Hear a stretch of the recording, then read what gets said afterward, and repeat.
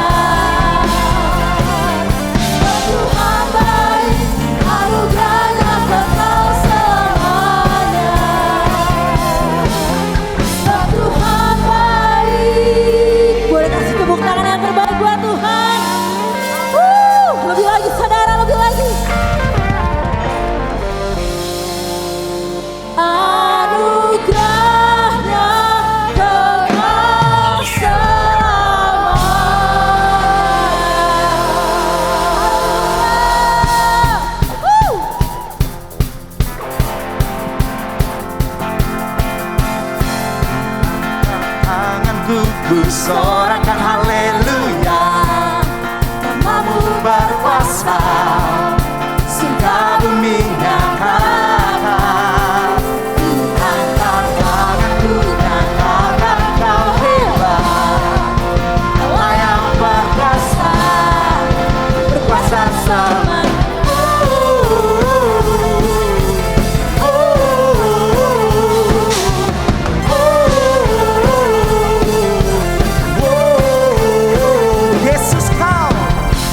Yesus kau kekuatan di hidupku, akan genggam langkahku. Mari bersama-sama katakan, kau angkat tanganku di saat ku jatuh, kaulah sumber kuatku. Lembah yang gampang ku lewati, sebab Engkau sertaku. Dengan imanku ku diselamatkan oleh kuasa Yesusku. Semua ku angkat tanganku, ku sorakan haleluya. Namamu berkuasa, surga bumi nyatakan. Nyatakan kau hebat, Allah yang berkuasa, berkuasa selamanya. Angkat tanganku, ku sorakan haleluya. Namamu berkuasa, surga bumi nyatakan. Ku angkat tanganku, haleluya. Ini peringatan kami Tuhan Yesus yang memuji-Engkau. Sama-sama sekali lagi katakan, angkat tanganku, ku sorakan haleluya. Namamu berkuasa, surga bumi nyatakan.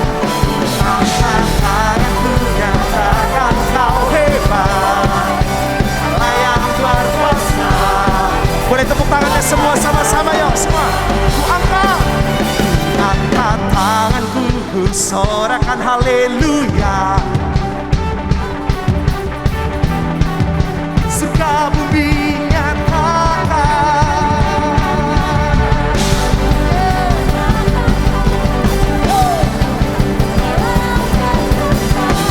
Haleluya. Sama-sama sekali lagi katakan, ku sorakan. Namamu berkuasa, surga bumi nyatakan. Angkat tanganku, nyatakan kau hebat, Allah yang berkuasa, berkuasa selamanya.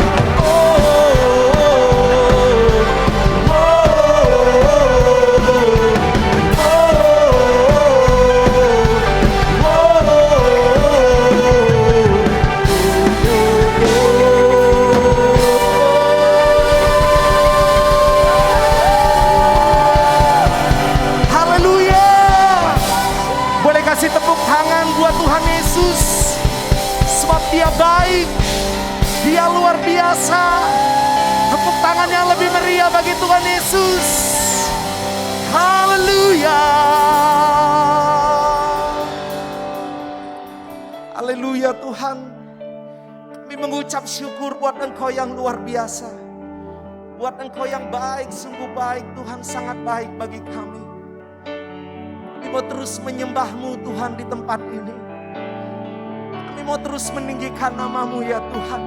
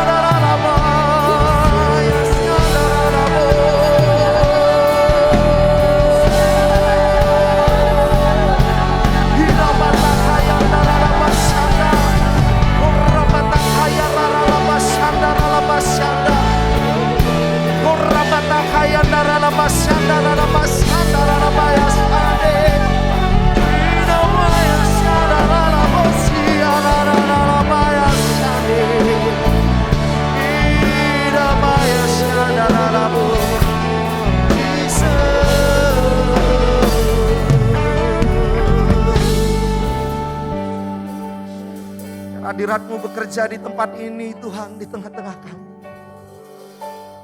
Mari silakan duduk umat Tuhan yang terkasih.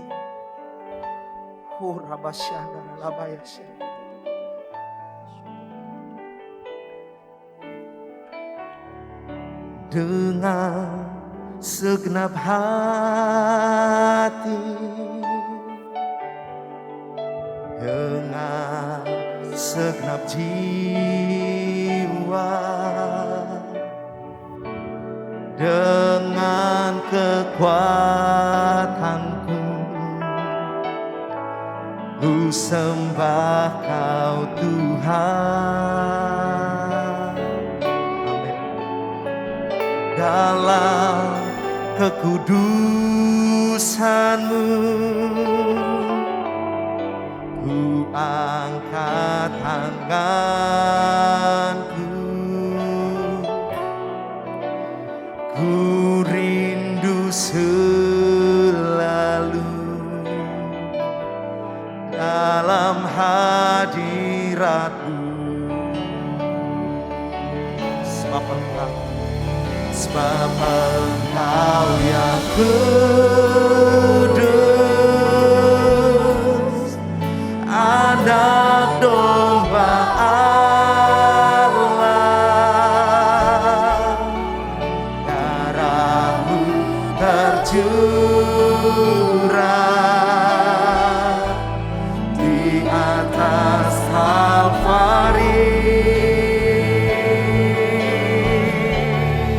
Sebab Engkau yang layak terima pujian,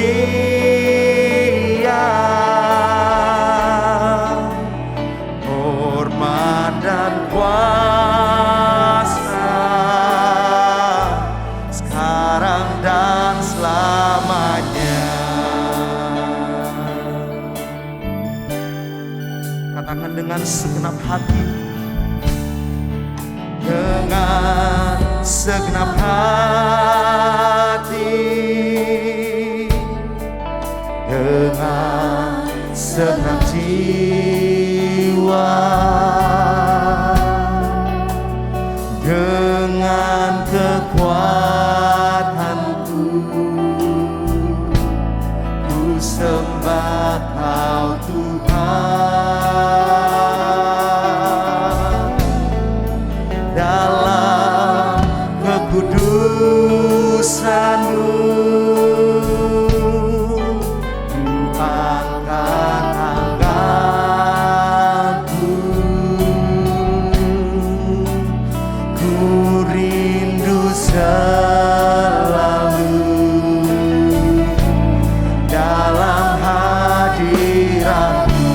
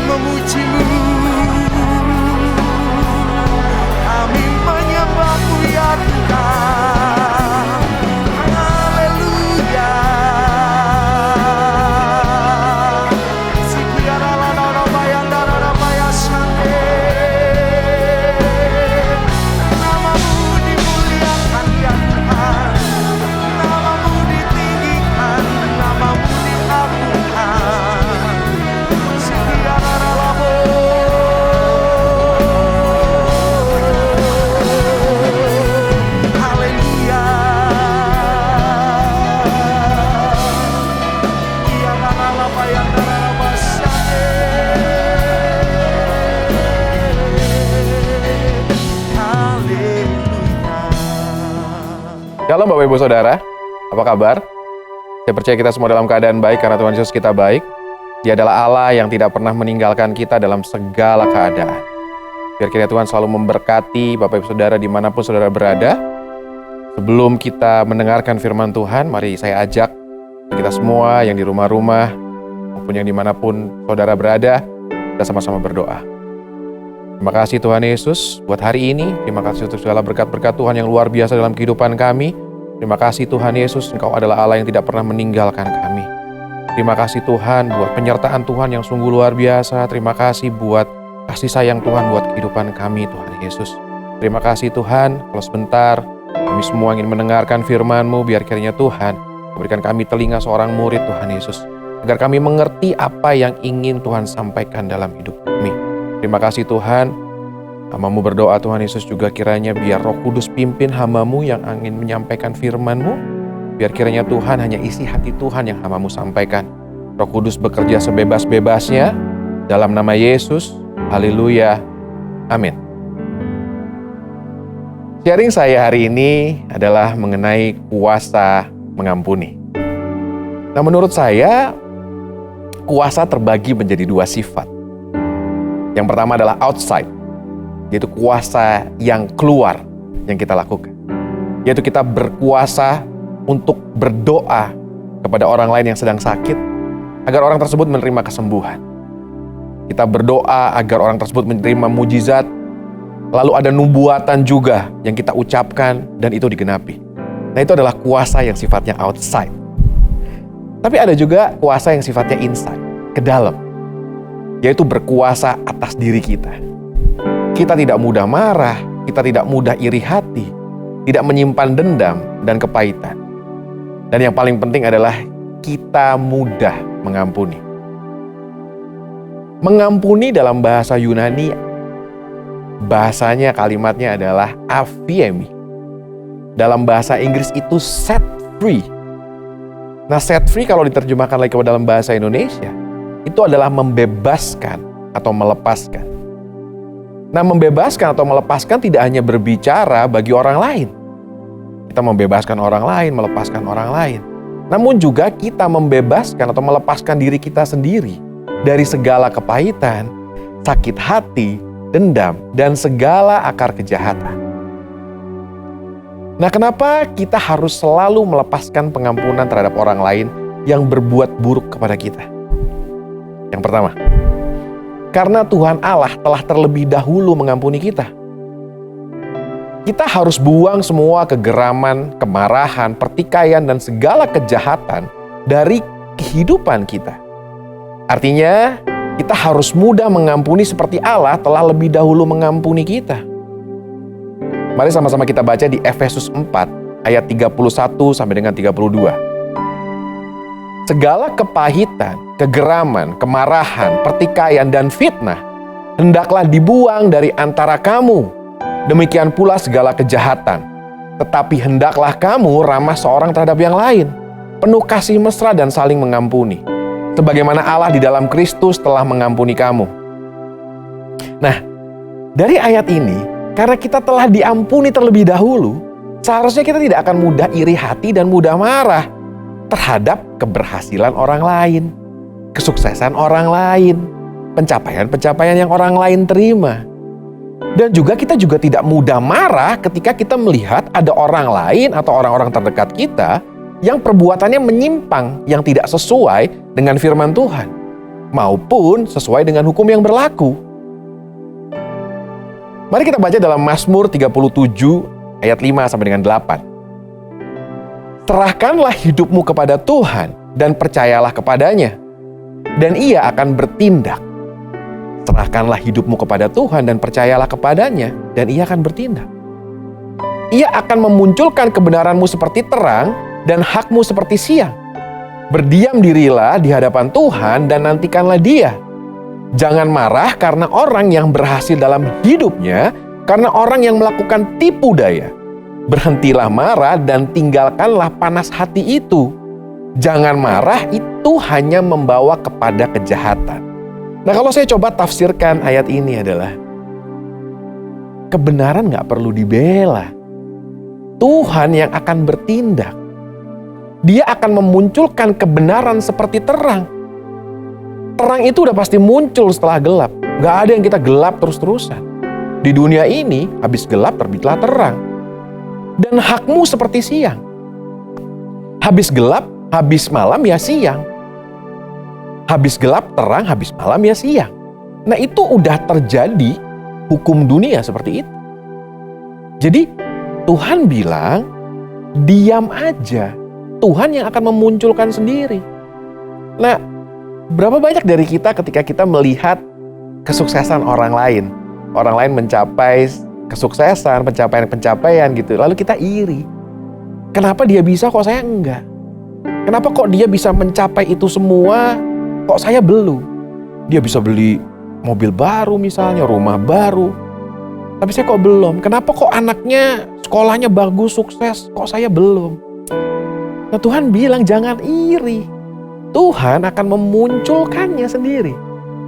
Atau bahkan kita marah ketika kita melihat ada orang-orang di sekeliling kita atau orang yang terdekat kita yang melakukan penyimpangan.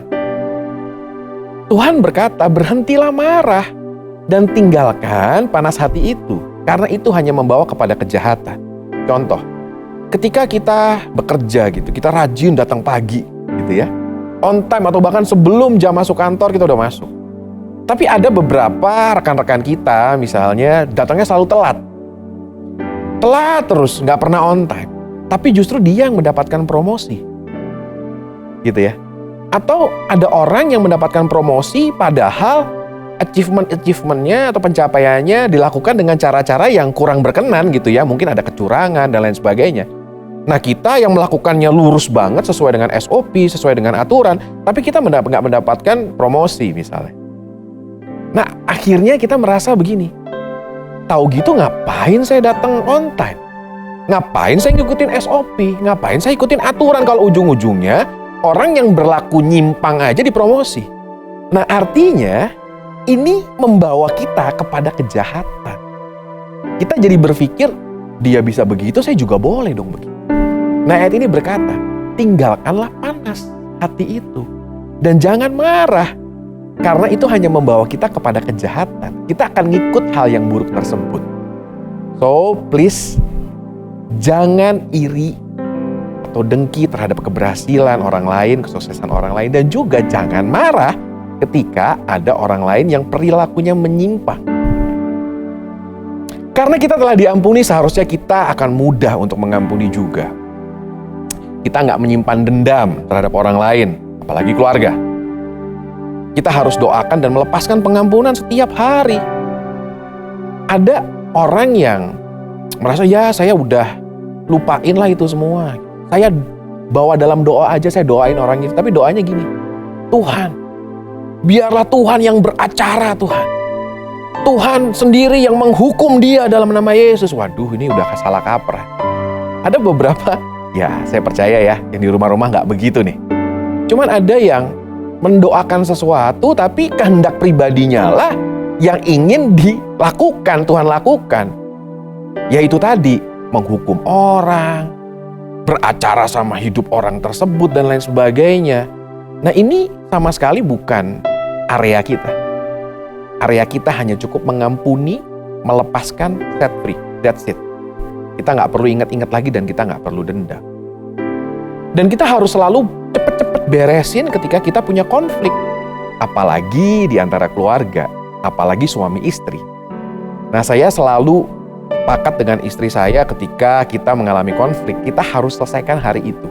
Kita nggak akan bawa sampai kita tidur nanti. Kita sepakat ketika kita tidur bareng gitu ya, kita harus sudah selesai semua masalahnya. Jadi sebelum tidur kita beresin apa yang menjadi konflik, apa yang kurang berkenan, kita beresin, kita minta ampun, that's it. Kita nggak akan bawa apalagi sampai besoknya. Percayalah, atmosfer orang-orang di sekeliling kita itu pasti jadi nggak enak. Ketika kita masih nggak enak sama istri kita, masih cemberut-cemberutan, masih ada konflik yang belum diberesin, itu pasti orang-orang di sekeliling kita pasti merasa. That's why saya selalu bilang sama istri, kita harus beresin, apalagi sebelum kita ada acara misalnya, acara keluarga atau apa, kita lagi ada yang ya gesekan-gesekan, ya kita harus segera bereskan. Begitu juga dengan teman-teman pelayanan, teman-teman kantor, ketika kita punya masalah, cepet-cepet panggil dan beresin. Jangan justru ngomong sana sini. Tahu nggak sih? Itu orang ngomongin saya loh, padahal saya nggak kayak gitu. Dia justru yang nggak benar, bla bla bla dan lain sebagainya. Artinya kita menebar kebencian. Dan kita justru tidak mengobati luka kita untuk mengampuni orang tersebut, malah kita justru menebarkan sesuatu yang melukai karakter kita, image kita di mata orang lain. Ketika kita ngomongin di belakang, kita tidak menyelesaikan konflik dengan benar. Nah selanjutnya, kenapa kita harus mengampuni terus-menerus? Yang kedua adalah agar perkenanan dan ketetapan Tuhan digenapi dalam hidup kita. Tuhan menghendaki agar hidup kita berkenan sehingga rencana yang telah Tuhan tetapkan bagi hidup kita digenapi. Percayalah, Tuhan punya rencana yang luar biasa buat setiap kita. Rencana yang kita nggak pernah tahu, tapi saya percaya bahwa rancangan-rancangan Tuhan adalah rancangan yang damai sejahtera, membawa damai sejahtera. Rancangan-rancangan yang baik karena Dia adalah Bapa yang luar biasa. Tidak ada Bapa yang merencanakan masa depan seseorang, anaknya apalagi, untuk menjadi sesuatu yang jahat, seseorang yang jahat. Pasti inginnya yang terbaik. Begitu juga dengan Bapa kita di surga. Ada kisah yang menarik yang saya ingin soroti. Itu di Matius 18 ayat 21-35. Nanti dibaca sendiri aja karena cukup panjang. Saya coba jelaskan dengan bahasa sederhana. Pada waktu itu, Petrus sedang berbincang dengan Tuhan Yesus. Lalu, Petrus berkata kepada Yesus gini, "Sampai berapa kali aku harus mengampuni saudaraku jika ia berbuat dosa terhadap aku? Apakah sampai 7 kali?" Nah Yesus berkata menyambut begini, "Bukan, aku berkata kepadamu bukan sampai 7 kali, melainkan sampai 70 kali 7 kali. Nah, bukan masalah 7 kali 7 kalinya, tapi yang Tuhan bilang adalah teruslah mengampuni, banyak kalilah mengampuni. Nah, ada kisah ketika Tuhan gini, mengenai mengampuni itu seumpama seorang raja gitu ya. Jadi ada cerita di mana ada seseorang yang berhutang banyak kepada seorang raja. Hutangnya itu 10.000 talenta. Lalu diperhadapkanlah orang ini kepada raja untuk melunasi hutangnya. Nah, orang ini tidak memiliki kemampuan untuk melunasi hutangnya. Lalu raja bilang, zaman dulu itu boleh. Dijual ini orang yang berhutang beserta dengan istri dan anak-anaknya dan seluruh hartanya, lalu dia dijebloskan ke penjara untuk melunasi hutang-hutangnya. Nah, raja ini mau melakukan hal tersebut kepada orang ini. Tetapi orang ini mohon ampun kepada raja tersebut. Lalu tergeraklah hati dari seorang raja ini dan dia membebaskan orang yang berhutang ini. Diampuni. Lalu orang ini pergi. Tapi ketika hamba itu keluar, orang itu keluar yang berhutang, ada temannya, orang lain yang berhutang kepada dia. Hanya 100 dinar. Lalu dia menangkap dan mencekik, dibilang bayar hutangnya. Orang yang berhutang kepada orang ini, yang sudah diampuni tadi hutangnya, bilang, saya nggak punya uang. Persis hal yang sama yang dilakukan terhadap orang ini kepada raja sebelumnya. Tapi orang yang sudah diampuni ini bilang, nggak bisa, harus bayar. Lalu orang ini dijebloskan ke penjara. Dengar kabar ini, akhirnya raja itu marah. Diperhadapkannya lagi, orang yang sudah diampuni tadi dia bilang, bukankah aku sudah mengampuni kamu? Seharusnya ketika kamu sudah diampuni, kamu juga harus mengampuni orang lain yang berlaku demikian terhadap kamu. Karena inilah raja ini marah dan menjebloskan hamba ini ke dalam penjara. Lalu terakhir Tuhan Yesus berkata, maka Bapakku di sorga akan berbuat demikian juga terhadap kamu apabila kamu masing-masing tidak mengampuni saudaramu dengan segenap hatimu. Itu di ayat yang terakhir di Matius 18 ayat 35. Nah, dari kisah ini, saudara bisa bayangkan ya, 1 talenta itu zaman dulu, saya coba search gitu ya, itu 6.000 dinar. 1 talenta 6.000 dinar. 10.000 talenta itu 60 juta dinar. Nah, hamba tadi tuh punya utang kepada raja 60 juta dinar, sedangkan ada orang lain, temannya yang berutang kepada dia hanya 100 dinar. Jadi artinya 100 dinar, 100 perak versus 60 juta dinar. Raja ini mengampuni yang 60 juta dinar, tapi dia tidak bisa mengampuni orang yang berutang pada dia 100 dinar. Lalu raja ini marah dan Tuhan bilang, Bapakku yang di sorga juga akan berlaku demikian terhadap kamu. Nah artinya, poin pertama tadi, kita telah diampuni terlebih dahulu oleh Tuhan Allah kita. Karena kita udah diampuni, maka kita juga harus mudah mengampuni orang lain. Nah mohon cek, ketika kita sulit mengampuni, kita harus kembali lagi bahwa pada hakikatnya kita sudah diampuni terlebih dahulu oleh Allah Bapa kita di sorga. Maka kita harus mudah untuk mengampuni orang lain. Apalagi keluarga terdekat kita. Nah, di sini mungkin ada yang berkata, kok Tuhan tega banget gitu ya. Itu memang ayatnya bilang begitu kan. Nah, kita baca lagi di Matius 6 ayat 14 sampai 15. 14. Karena jikalau kamu mengampuni kesalahan orang, Bapamu yang di sorga akan mengampuni kamu juga. Ayat 15, tetapi jikalau kamu tidak mengampuni orang, Bapamu di sorga juga tidak akan mengampuni kesalahanmu. Mungkin ada berkata, kok Tuhan tega banget? Kan kita katanya kalau mengampuni pasti Tuhan ampuni. Ingat, bahwa Allah juga maha adil. Yes, Allah kita adalah Allah yang maha pengampun. Tapi Allah kita juga Allah yang maha adil. Tuhan minta kita untuk kita mudah mengampuni orang lain. Ayat ini berkata, bukan kok Tuhan tega banget gak ngampunin kita. Tapi Tuhan minta untuk kita gampang untuk melepaskan pengampunan terhadap orang yang bersalah kepada kita. Yang ketiga, pengampunan adalah suatu langkah yang sangat powerful untuk kita dipulihkan dan diberkati. Nah, ketika kita mengampuni, maka sesungguhnya kita sedang menyembuhkan luka batin kita. Kita sedang melepaskan dan membebaskan, set free ourselves dari iri hati, dengki, dendam, akar pahit, dan segala kejahatan yang ada dalam diri kita. Justru ketika kita melepaskan pengampunan, itu adalah untuk diri kita.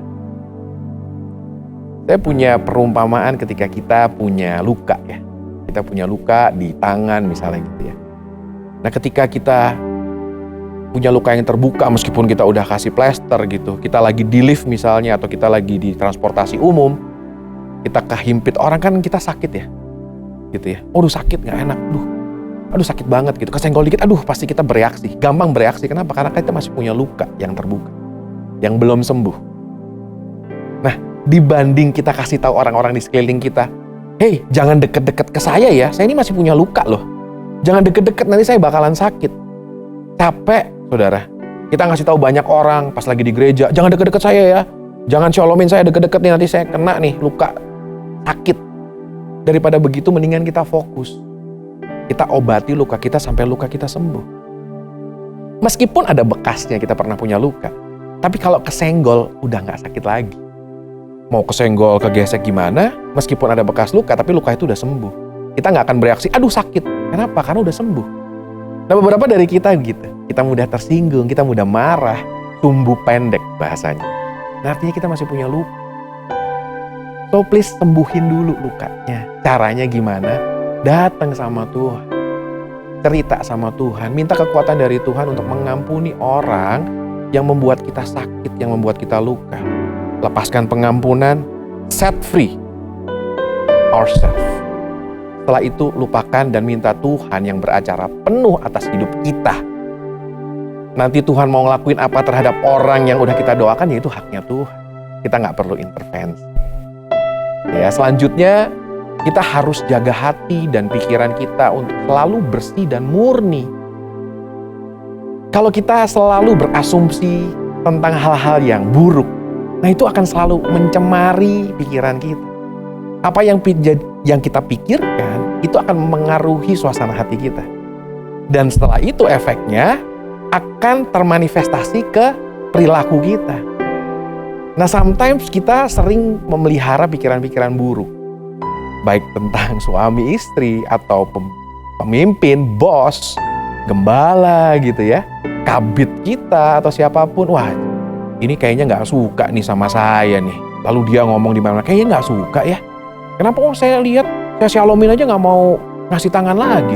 Oh kayaknya diskriminatif ya sama saya, kayak yang lain gak kayak gitu. Belum tentu sebenarnya seperti itu. Tadi saya bilang ketika ada konflik merasa gak enak, samperin. tanya kenapa. Nah, karena ketika kita berasumsi, kita punya pikiran-pikiran buruk terhadap orang lain, itu kita sedang mengotori pikiran kita. Selanjutnya akan turun ke hati kita, suasana hati kita nggak enak. Lalu kita akan bereaksi, dan reaksi itu tentunya akan menjadi reaksi yang negatif. Nah, biasanya pikiran-pikiran yang masuk ke dalam pikiran kita ini kita susah untuk buang. Nah, contohnya ketika istri saya ini di rumah ada tanaman-tanaman ya, di hobi tanaman gitu. Nah, begitu ada hama sedikit, dia langsung ambil pestisida apapun itu untuk membunuh hamanya. Nggak tahu ya, ada penyakit-penyakit tanaman gitu ya. Dia langsung cepet habisin itu. Kenapa? Takut itu akan menghancurkan tanaman-tanaman yang lain. Karena ketika ada satu hama atau penyakit tanaman yang tidak langsung dibasmi, itu cepat nyebarnya. Jadi harus cepat-cepat dibuang. Kalau enggak, seluruh tanaman yang ada di situ pasti akan rusak. Nah, begitu juga dengan pikiran kita. Ketika kita tidak langsung buang sesuatu yang jelek yang masuk dalam pikiran kita, untuk kita stay positif, nah itu akan mempengaruhi semua aspek kehidupan kita. Dan percayalah, orang-orang di sekeliling kita, keluarga terdekat kita, suami istri, anak-anak pasti ngerasa kalau kita suasananya lagi gak baik. Kita memiliki aura yang negatif. Nah, saya mohon cek Bapak Ibu Saudara, kalau ada sesuatu yang memiliki asumsi-asumsi yang jelek, yang buruk terhadap orang lain, klarifikasi dengan cara yang benar. Beresin cepat-cepat.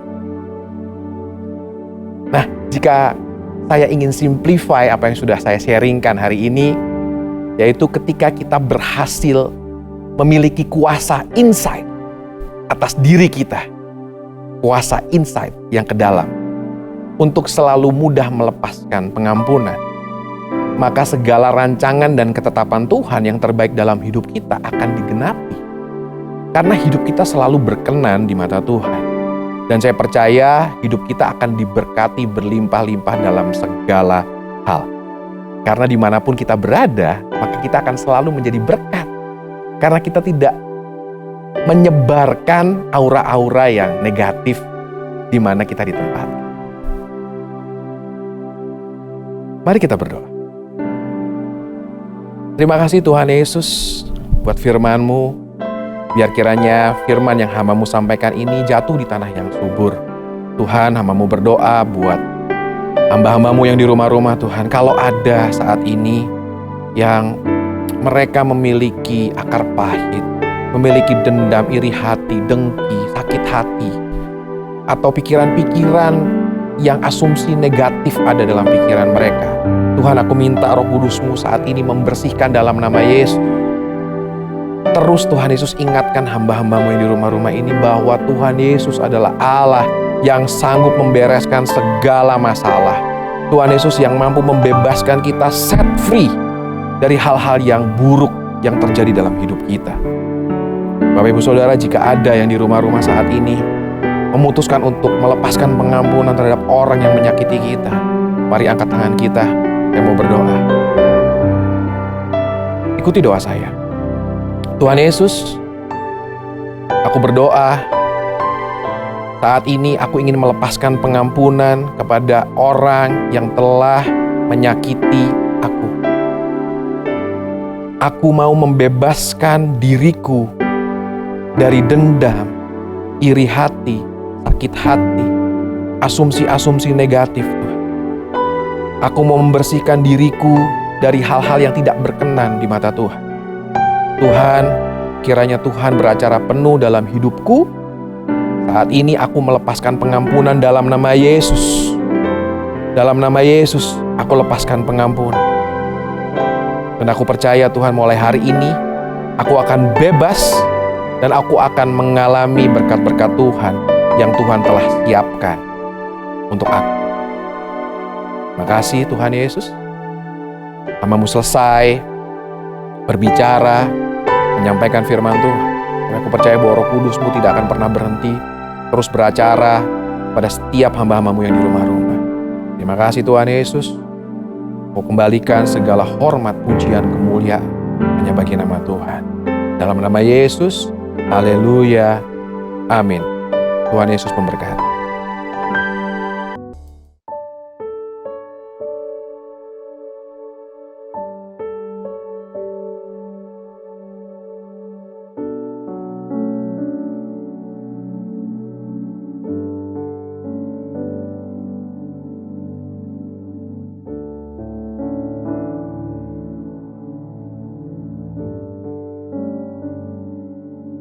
Mazmur 91, dalam lindungan Allah. Orang yang duduk dalam lindungan yang maha tinggi dan bermalam dalam naungan yang maha kuasa akan berkata kepada Tuhan, tempat perlindunganku dan kubu pertahananku, Allahku yang kupercayai. Sungguh dialah yang akan melepaskan engkau dari jerat penangkap burung, dari penyakit sampar yang busuk. Dengan kepaknya ia akan menudungi engkau. Di bawah sayapnya engkau akan berlindung. Kesetiaannya ialah perisai dan pagar tembok. Engkau tak usah takut terhadap kedahsyatan malam, terhadap panah yang terbang di waktu siang, terhadap penyakit sampar yang berjalan di dalam gelap, terhadap penyakit menular yang mengamuk di waktu petang. Walau 1000 orang rebah di sisimu dan 10.000 di sebelah kananmu, tetapi itu tidak akan menimpamu. Engkau hanya menontonnya dengan matamu sendiri dan melihat pembalasan terhadap orang-orang fasik. Sebab Tuhan ialah tempat perlindunganmu. Yang maha tinggi telah kau buat tempat perteduhanmu. Malapetaka tidak akan menimpa kamu, dan tulah tidak akan mendekat kepada kemahmu. Sebab malaikat-malaikatnya akan diperintahkannya kepadamu untuk menjaga engkau di segala jalanmu. Mereka akan menatang engkau di atas tangannya, supaya kakimu jangan terantuk kepada batu. Singa dan ular tedung akan kau langkahi. Engkau akan menginjak anak singa dan ular naga. Sungguh hatinya melekat kepadaku, maka aku akan meluputkannya. Aku akan membentenginya, sebab ia mengenal namaku. Bila ia berseru kepadaku, aku akan menjawab. Aku akan menyertai dia di dalam kesesakan. Aku akan meluputkannya dan memuliakannya. Dengan panjang umur akan kukenyangkan dia, dan akan kuperlihatkan kepadanya keselamatan daripadaku. Shalom saudara, pernahkah saudara bertanya, mengapa kita perlu mengerti bahkan percaya akan rapture? Di edisi Voice of Pentecost kali ini, kita akan membahas mengenai pentingnya rapture bagi iman insan Pentakosta. Rapture atau pengangkatan orang percaya adalah peristiwa di mana Tuhan Yesus turun menjemput orang-orang percaya dan membawa mereka ke surga seperti difirmankan dalam 1 Tesalonika 4 ayat 16-17. Maka Tuhan sendiri akan turun dari sorga dan mereka yang mati dalam Kristus akan lebih dulu bangkit. Sesudah itu, kita yang hidup, yang masih tinggal akan diangkat bersama-sama dengan mereka dalam awan menyongsong Tuhan di angkasa.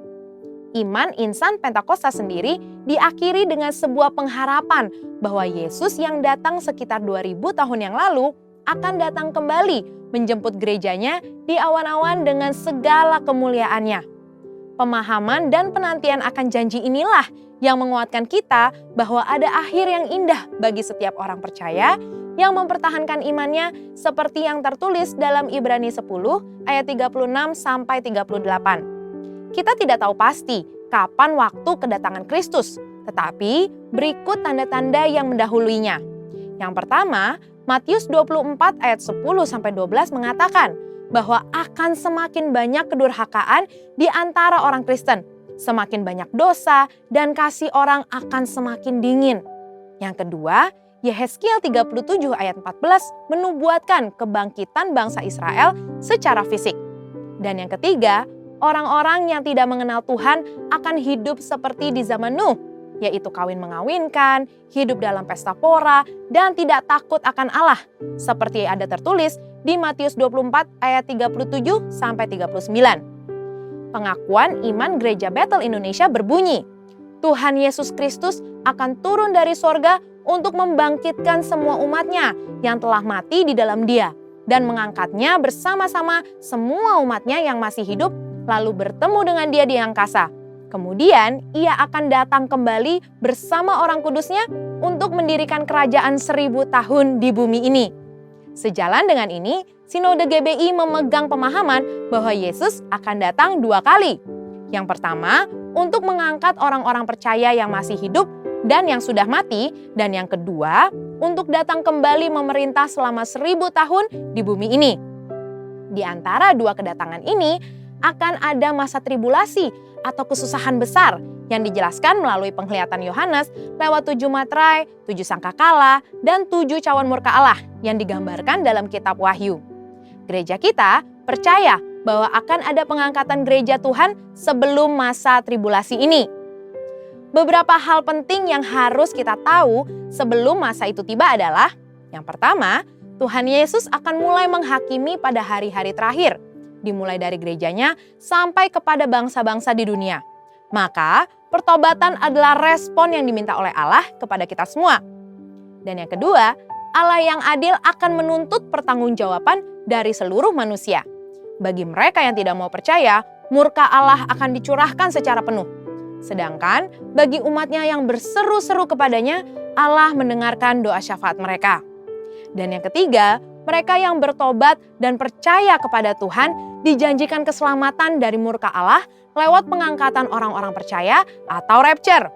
Jangan sampai kita termasuk kelompok orang yang tidak mau bertobat, sekalipun cawan murka dan materai sudah dilepas, seperti yang disebutkan di Wahyu 9 ayat 20-21 dan pasal 16 ayat 11. Dan yang keempat, iman insan Pentakosta bukan sebuah kepercayaan yang kosong, di mana pada akhirnya adalah kehampaan dan kesia-siaan. Di dalam 5 pilar teologi Pentecost atau Fivefold Gospel, kepercayaan di mana Tuhan Yesus akan datang kali yang kedua adalah penting. Ada konsekuensi atas setiap perbuatan dan tindakan yang kita ambil hari ini. Karena itu, marilah kita mengerjakan keselamatan dengan menemukan kekuatan di dalam pengharapan bahwa Allah akan menyelamatkan umatnya yang setia dan hidup dalam kekudusan dari murkanya. Saudara, untuk penjelasan lengkapnya dari tim teologi kami, silakan klik link yang ada di atas atau scan QR Code yang tersedia. Tuhan Yesus memberkati. Mari kita deklarasikan apa yang dimaksudkan dengan Pentakosta ketiga. 1. Pentakosta ketiga adalah pencurahan Roh Kudus yang dahsyat di zaman ini, melebihi yang terjadi di Azusa Street. 2. Pentakosta ketiga akan mengakibatkan penuaian jiwa yang terbesar dan yang terakhir sebelum Tuhan Yesus datang kembali. 3. Pentakosta ketiga akan membangkitkan generasi Yeremia, yaitu anak-anak muda yang dipenuhi Roh Kudus, cinta mati-matian kepada Tuhan Yesus, tidak kompromi terhadap dosa, dan akan bergerak untuk memenangkan jiwa. 4. Pentakosta ketiga lahir di Indonesia dan bergerak ke bangsa-bangsa. Gerakan ini dari timur ke barat dan akan kembali ke Yerusalem. 5. Pentakosta ketiga akan memberikan kuasa untuk menyelesaikan amanat agung dan setelah itu Tuhan Yesus datang kembali. Mari kita berdoa. Tuhan Yesus, terima kasih untuk firman-Mu, kiranya dapat menjadi pelita bagi kaki kami dan terang bagi jalan kami. Terima kasih untuk hamba Tuhan yang sudah memberitakan kebenaran firman Tuhan pada ibadah hari ini. Berkati beliau dan seluruh keluarga besarnya dengan kesehatan yang sempurna. Berkati pelayanannya, apapun yang beliau kerjakan, Engkau buat berhasil di dalam nama Tuhan Yesus. Tuhan Yesus, kami mau berdoa untuk gembala sidang kami, Bapak Pendeta Dr. Insinyur Niko Nyoto Raharjo, beserta keempat wakilnya. Engkau berikan mereka visi misi yang daripadamu, agar gereja-gereja Tuhan dan umat-umatnya semakin bersatu di dalam unity untuk hormat kemuliaan-Mu saja. Kami juga mau berdoa untuk Gembala GBI Bintaro Host, Bapak Pendeta Benny Gunawan beserta staf pengembalaannya agar tetap selalu on fire untuk memenangkan jiwa-jiwa dan membawa jiwa-jiwa baru untuk beribadah bersama kami dan semua boleh disembuhkan. Tuhan, kami juga mau berdoa untuk Indonesia. Berkati Tuhan, Bapak Presiden Joko Widodo dan Bapak Wakil Presiden Ma'ruf Amin dan seluruh jajaran pemerintahannya. Engkau berikan pemerintah yang takut akan Tuhan, sehingga segala keputusan yang akan diambil semua berdasarkan kehendak-Mu dan jalan-Mu saja. Tuhan, pulihkan Indonesia Tuhan. Berikan kesejahteraan untuk Indonesia. Engkau lawat semua masyarakat Indonesia Tuhan, agar semakin mengenal Engkau. Engkau berikan kebangkitan roh Tuhan di setiap pulau-pulau di seluruh Indonesia. Engkau berikan masyarakat yang sehat Tuhan, yang sempurna yang daripada-Mu. Tuhan, tak lupa juga kami mendoakan untuk para jemaat Tuhan yang beribadah pada hari ini. Tuhan, kiranya rema dari firman Tuhan dapat juga diaplikasikan di dalam keseharian mereka Tuhan. Berkati mereka dengan kesehatan, berikan damai, sukacita yang daripada-Mu Tuhan. Terima kasih Tuhan Yesus, kini kami siap untuk menerima berkat yang daripada Engkau.